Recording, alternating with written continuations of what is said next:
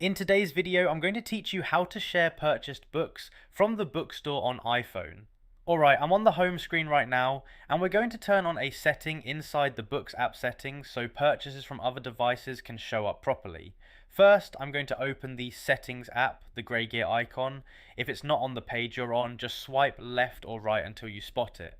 Once you see Settings, go ahead and tap it to open. Okay, now Settings is open and we need to go into Apps. So at this point I'm scrolling down the list until I see Apps. I'm moving steadily and watching the labels as they pass by. Alright, I see Apps, so I'm tapping on Apps. Now we're on the Apps screen. This is where you can pick the specific app you want to change settings for.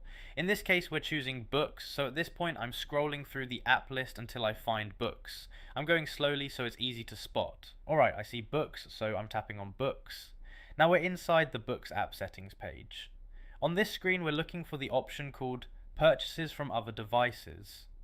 You'll see a toggle switch next to it.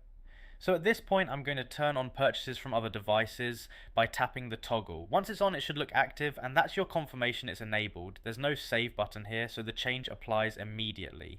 At this point you can tap back or exit settings whenever you're ready, and purchased books from other devices will now be shared through the Books app based on that setting.